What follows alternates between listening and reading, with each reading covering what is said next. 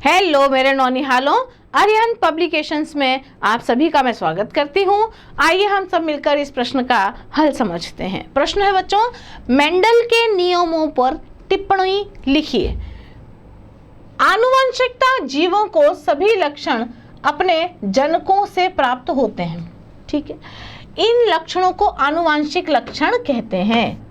ये आनुवंशिक लक्षण जनक से उनकी संतति में जाते रहते हैं।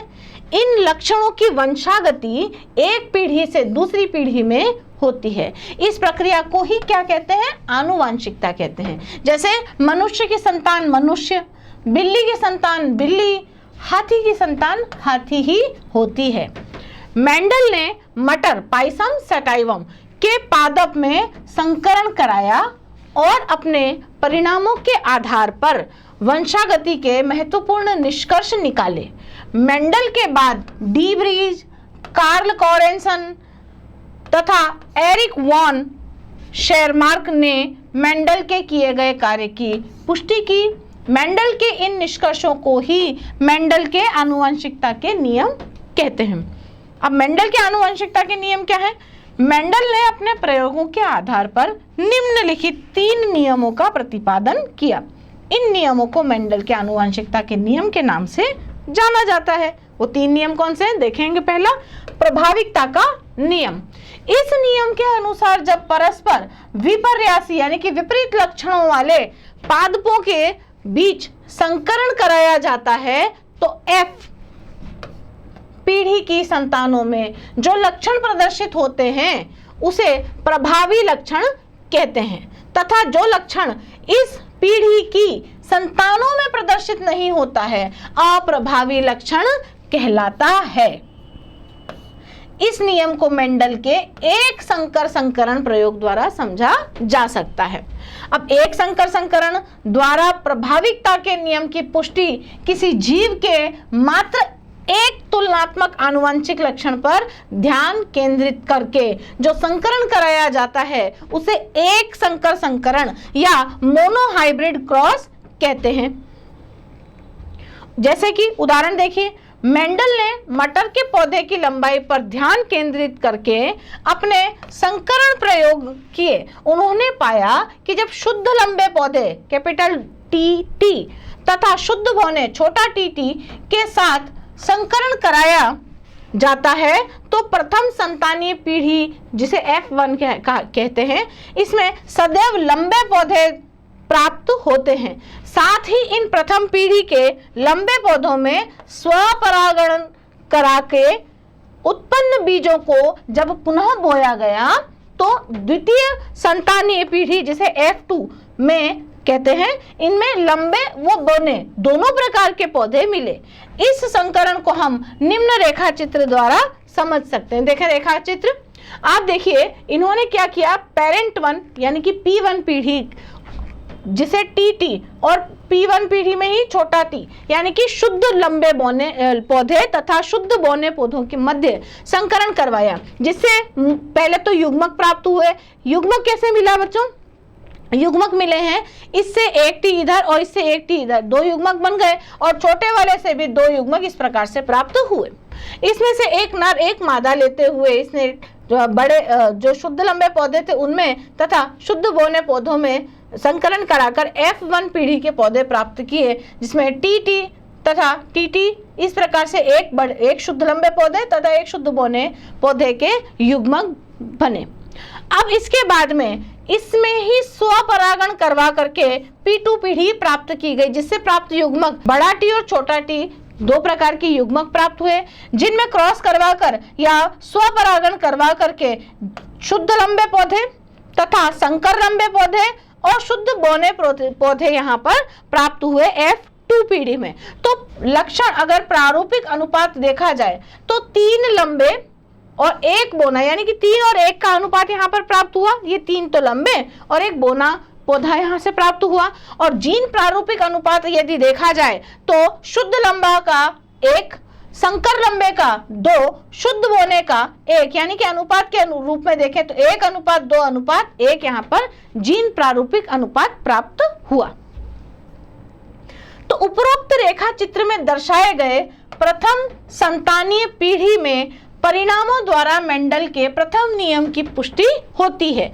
ऊपर दिए गए रेखा चित्र से यह स्पष्ट होता है कि लंबे और बौने पौधे में से प्रथम संतानीय पीढ़ी F1 में केवल लंबे पौधे ही देखे गए, अर्थात मटर के पौधे में लंबापन उनके बौनेपन पर प्रभावी हुआ, यानी कि प्रभावी है, जो कि मेंडल के प्रभाविकता के नियम की पुष्टि करता है। प्रभावी लक्षण ही प्रकट होते हैं।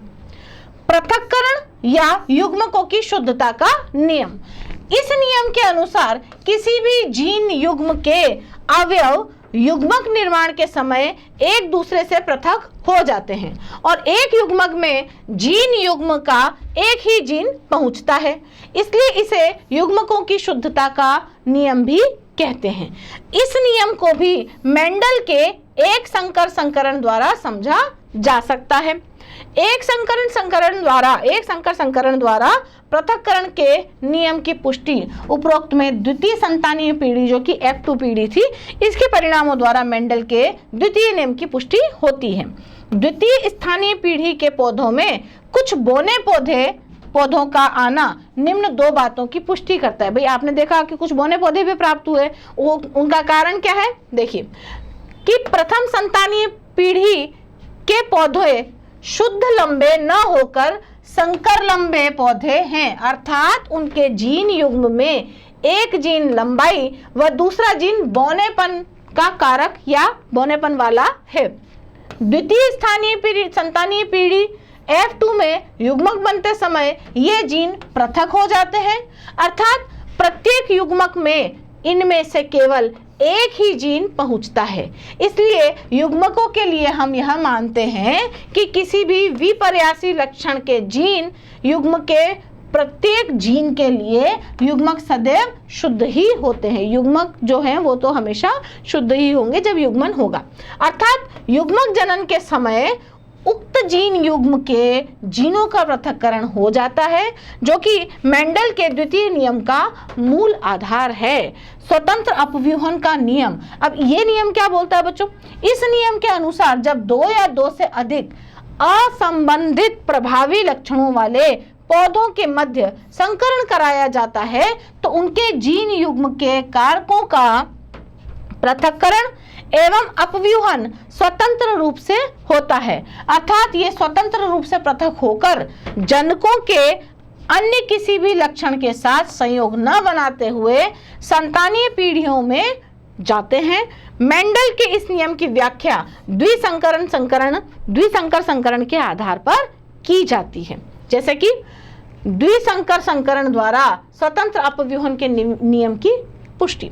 जब दो तुलनात्मक आनुवंशिक लक्षणों को ध्यान में रखकर संकरण करवाया जाता है तो इसे द्विसंकर संकरण कहते हैं। इसमें F1 पीढ़ी में प्रभाविकता के नियमानुसार प्रभावी लक्षण प्रदर्शित होते हैं। युग्मक निर्माण के समय तुलनात्मक लक्षणों के जीन पृथक होकर युग्मकों में पहुंचते हैं। F1 पीढ़ी के युग्मक परस्पर मिलकर F2 पीढ़ी में 9:3:3:1 के फिनोटाइप अनुपात में प्रदर्शित होते हैं।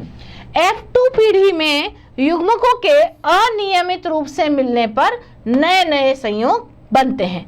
जब पीले गोल येलो रेड है ना, पीले गोल तथा झुर्रीदार छोटा y और छोटे r बीज वाले शुद्ध जनक पादपों में संकरण कराया जाता है तो प्रथम पीढ़ी F1 में सभी संकर पादप गोल तथा पीले बीज वाले होते हैं। इससे यह सिद्ध होता है कि बीजों का पीला रंग एवं गोल आकार प्रभावी गुण है तथा हरा रंग और झुर्रीदार आकार अप्रभावी गुण है। F1 पीढ़ी के पादपों में स्वपरागण कराने पर F2 पीढ़ी में 4 प्रकार के बीज वाले पादप 9:3:3:1 के अनुपात में प्राप्त होते हैं। गोल पीले, गोल हरे, झुर्रीदार पीले तथा झुर्रीदार हरे। इस प्रयोग से स्पष्ट होता है कि आनुवंशिक लक्षण स्वतंत्र रूप से अपव्यूहन करते हैं, क्योंकि पीला रंग गोल बीजों तक और हरा रंग झुर्रीदार बीजों तक सीमित नहीं रहता है। ये स्वतंत्र रूप से संतानों में पहुंचकर नए नए संयोग बनाते हैं, अर्थात प्रत्येक लक्षण स्वतंत्र रूप से पृथक हो जाता है। जैसे यहां देखें, आपने पीले गोल से युग्मक लिए YR तथा हरे झुर्रीदार से युग्मक लिए छोटा YR।